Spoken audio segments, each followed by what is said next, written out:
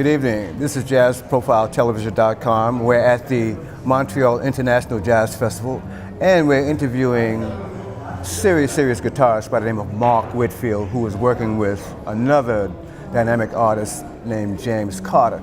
But as quiet as it's kept, Mark has a music history that is to die for, if I could say so. I mean, I'm looking at I had to write it down, it was so heavy.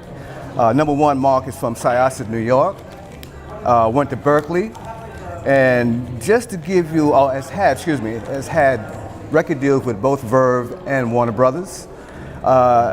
It's collaborated with Dizzy, Art Blakey, Clark Terry, Carmen McRae, Herbie Hancock, Quincy Jones, Wynton Marsalis, Branford Marsalis, Stanley Turrentine, George Benson. In addition to that, Mark is also an artist in residence at Berkeley. In addition to that, Mark has worked with Sting, Jimmy Smith, Jack McDuff. Wow. These are basically the icons of jazz. These are the guys who set the bar this gentleman has worked for. And I'm an artist too, and I had the pleasure of working with Mark too back in the day. Mark and I worked with an artist by the name of Jimmy Preacher Robbins. I was on drums with Mark. That's the first time we met. He was a young upstart then. with a full head of hair. With a full head of hair. Man. Come on. Well, Mark, listen, I missed some things. I really did. I was writing so fast. Oh, yeah. Wait a minute. I'm sorry. If it seems like I'm not prepared, I am prepared. It was just so much information so quick. That's all right. Just tell us about what you're doing. Well, you know, the last year has been it's been a refreshing year. I spent the previous 7 years working with Chris Bodie. Okay. With Billy Childs, Billy Kilson, and Robert Hurst, and/or James Genus. Yeah, James. And so it was great. You know, my kids are now 22 and 19. Mark Jr. plays drums. He's been playing some with Kenny Garrett. He's getting his master's degree at Manhattan School. What? And my youngest Davis plays piano. And he's going to Berkeley. And so, you know, when they were teenagers, the financial burden is so heavy nowadays. Right. You know, so I was doing everything I could possibly think of. That's right.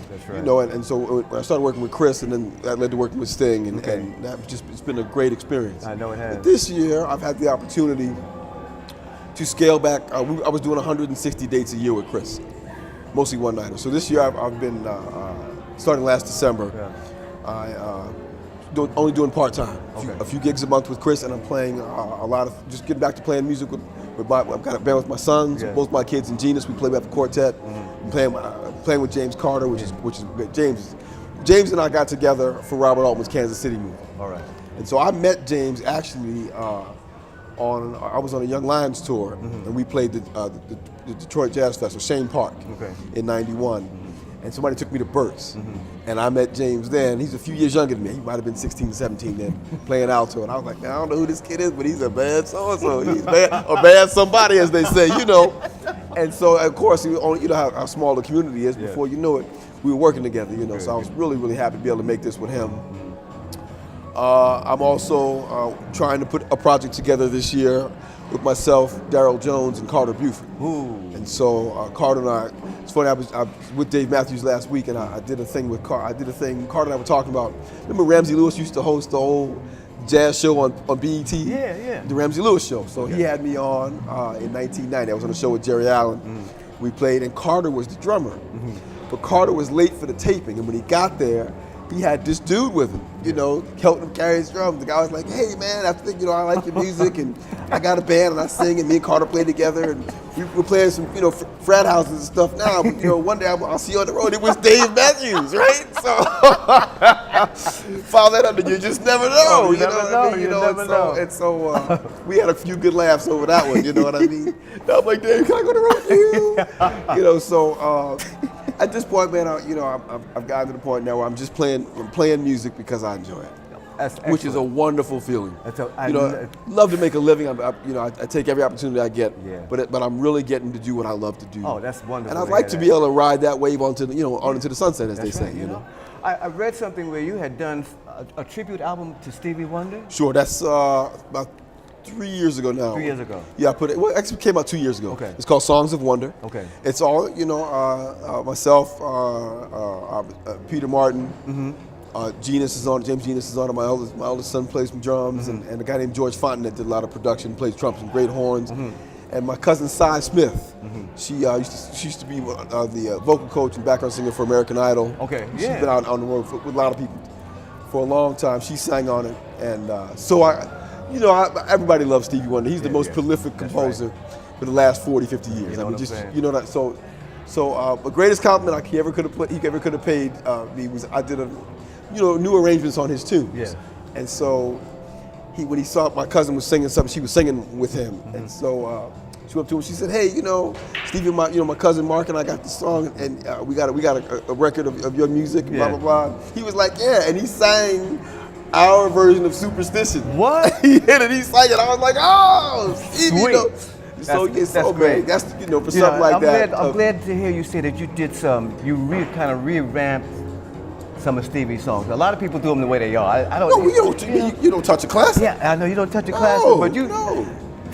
That was bold. Yeah, well, and he went for it. Well, yeah, but I figured, it's like anything else. I remember my very first record for Warner Brothers. I had Marcus Roberts, Herlin Riley, and Reginald Veal. Yeah. And Marcus, before he agreed to play, he said, "Well, what kind of music? What are you dealing with?" And and we talked, and he said, and I said, "I want to play in the Sentimental Mood." And he said, "Now, man, there've been a lot of awful versions of that. I will not be part of any disrespectful documentation of Duke Ellington's music. So make sure you got it together, That's right. And so I couldn't come in with the classic, what Duke played on Duke and Train. I had to think, and so I approached this the same way. I mean, it's hallowed ground to me, and That's so right, I grew up listening to Stevie. So I just applied. I took the song as a song. And I just reworked the whole thing and put my own flavor on it and tried to be respectful of what he created, and add something to it. And I guess we did okay because he sanctioned it. He was, I was like, Stevie Wonder said it was all right. Do you do any other teaching at any other universities or anything like that? I try to do as many clinic and masterclass type situations as I can. I never thought I would enjoy teaching until I took the job at Berkeley, where my oldest son graduated high school. He went to Berkeley there, and I just wanted to be in Boston. We live in New Jersey. Yeah. I wanted to be in Boston just to have my eyes on him. First, just make sure I'm watching. And what I actually what I ended up getting out of it was remarkable, because when I've been playing so long, as most of you play for so, you forget how you learn. That's right. I forget what it was that I forget what it was like to be 15, trying to figure out what to do with rhythm changes, like just with the simple building blocks. And so I had to first take a look at an introspective look, sort of analytically, at what I was playing and how I created what I do, and then find a way to communicate that. To students in a way that made sense. That made sense. Yeah. Well, I want to ask you something too, because see, my qualm with institutional learning outside of, even certain musical institutions, right? They get into this analyzation of what cats play to the point where it's sterile. Of course it is. Well, most people that go to schools to play music are not going to become musicians. It's just law of attrition. When I got to Berkeley, there must have been 1,000 guitar players at the school. 20 of us still play. 20. That's serious. And that's generous. So it's just the way the business is. It's hard out here. So I think, what happens for the people that come up with these curriculums still have to try to figure out something to give to all the students so that they feel like they're learning something. So they've come up with these systems to analyze the music that's already been played.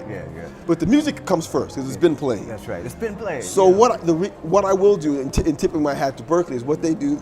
They brought in Ralph Peterson and Terry Lynn and Joe Lovano and people who play to come in, so that because music theory is math. Yeah. That's what it is. That's really all it is, math. And so they brought us in to return some of the spiritual aspects of learning and internalizing the music. That's what I was going to ask you. Your spiritualization, because listen, you're a master guitar player. You don't analyze what you're gonna play before you play. You just play it. You play it from here. People ask you, what are you thinking about? I say, man, if I'm thinking, I'm not playing. It's not a solo you want to hear. That's right. If you want to hear me play when I'm not thinking. That's right. But to get to that, I spent hours and hours listening to records, trying to figure out what it was, playing it. You know, you play something, you play it and you play it and you play it until it's yours. That's right. That's right. You have to own. You have to listen to the music. That's right. You have learn to own the music, it. own the music, and then give the music. That's what I tell musicians too. I say, you know, you have to go back. I say, you can't get it on the first listen. Oh no. I said, don't ever think you got it on the first listen. Oh, no. You have to go back and sleep with it for a couple of months before you get it. What's that famous Miles story? This woman came to see Miles in '58, and she's sitting at the front, and she was a good friend of his. You know, after the gig, she comes back. She's, Miles, I don't understand what you're doing. He's like, I've been working on this for 15 years. You listen to it for 5 minutes, and you think you should understand it? I got the greatest musicians in the world up here. That's John Coltrane. Right. You think you can understand what it? No, you got to listen to it first. You got to listen to it, man. It's for all of us. I think that's excellent what you're doing, man. You know, letting guys know, just going back and showing them. You know, you got to listen. I didn't learn this overnight. This was not by osmosis. Years and years. No. Years and years. I'm still learning. I'm still learning. You never stop learning. Right. You know, what are your plans now? I mean, after you leave this particular playing situation, where are you going from here? I'm going to Vegas this weekend, working with Chris Bodie this weekend. Okay. And then I'm actually going to go to Vancouver, recording with a young producer there named Chin and Jetty. He's got some great songwriters and singers on it, and he wants some jazz guitar on it. So I'm going to go up, and you know, that's the other thing I've really gotten into. I used to be very, very focused, and almost in a tunnel, in having tunnel vision in terms of where I wanted to play and who I wanted to play for. Now, what I really recognize is the beauty of being able to bring my sound to other kinds of things. Because I remember when I was a kid. Some of the things that were considered that really caught my attention outside of the jazz that my parents listened to were things that it wasn't really jazz. It was just jazz musicians putting their flavor on other things. That's right. You know, and so you never know. You never know what I never know what I might get out of it. That's right. And you certainly never know who you might impact or who might be listening or what's. So now I don't. So whenever talented musicians and people want me or will ask or invite me to collaborate, if I'm free, I'm there. That's beautiful. So, I like to close with this. I mentioned a lot of things about Mark Whitfield, but one of the most important things, Mark got serious props from the media, from the New York Times. Voted Mark Whitfield the best young guitarist in the business. And that was high praise. Mark Whitfield. Brother, it's a pleasure seeing you again. Man, it's great to see you. Absolutely. And, let's keep this thing moving. For sure. Absolutely. Great. Thank you very much, Mark. God bless you, man. Oh, man.